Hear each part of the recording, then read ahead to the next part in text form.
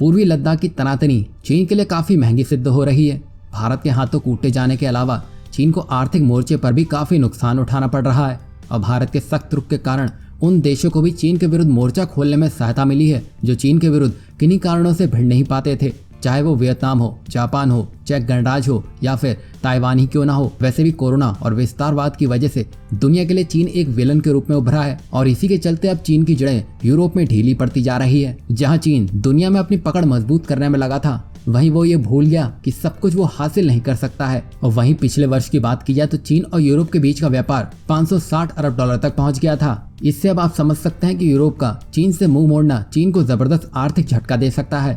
और इतना सब हो ही रहा था कि चीन के विदेश मंत्री ने अपने कारनामों से और चीन की मुसीबत बढ़ा दी है।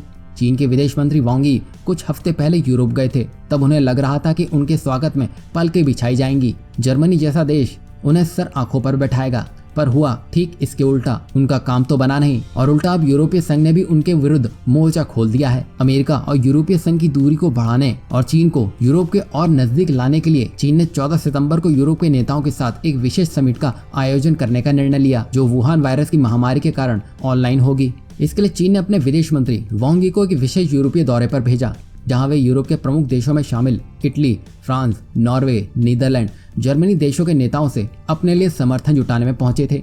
परंतु चीन का ये दाव उस पर ही महंगा पड़ गया, क्योंकि किसी भी देश में वांग यी का गर्मजोशी से स्वागत तो दूर की बात है, उनके साथ शिष्टता से पेश भी नहीं आया गया। जहां भी वे गए वहां उन पर चीन द्वारा तिब्बत, हांगकांग और शिनजियांग में हो रहे मानवाधिकार उल्लंघन के लिए जवाबदेही मांगी गई। जहां इटली और नीदरलैंड ने इस बात पर वांग यी को आड़े हाथों लिया, तो वहीं फ्रांस ने वांग यी की दलीलों को ऐसे इग्नोर किया मानो वो वहां थे ही नहीं। वहीं वांग यी के आखिरी पड़ाव यानी कि बर्लिन में ये पूरा मुद्दा ताइवान पर ही आ गया। चीन के विदेश मंत्री ने इससे पहले चेक गणराज्य सीनेट के अध्यक्ष मिलोवेस्टिच को कहा था कि ताइवान दौरे के लिए उन्हें इसकी भारी कीमत चुकानी पड़ेगी, जिसे बीजिंग अपना प्रांत मानता है। उनकी इस टिप्पणी के बाद जर्मनी के विदेश मंत्री हाइको मास काफी नाराज हो गए, जो खुद उस वक्त वांग यी के साथ उस मंच पर मौजूद थे। हाइको मास ने कहा कि यूरोपीय यूनियन चीन और अमेरिकी प्रतिद्वंदिता में एक खेल नहीं बनेगा। चीन के विदेश मंत्री को दिए गए इस करारे जवाब पर फ्रांस, स्लोवाकिया और दूसरे यूरोपीय देशों ने इसका स्वागत कर दिया। यूरोप की नजरों में चीन अब एक सीरियस ऑफेंडर की तरह उभरा है और ये उम्मीद बहुत कम है कि आने वाले दिनों में यूरोप और चीन के रिश्ते अच्छे होंगे और चीन के इसी अकड़पन से भारत और अमेरिका जैसे देशों को फायदा होता हुआ दिखाई देगा। ऐसे में ये स्पष्ट हो चुका है कि वांग यी का ये यूरोपीय दौरा चीन के लिए वरदान नहीं बल्कि वो अभिश्राप है, जिससे वह अब शायद कभी नहीं उबर पाएगा।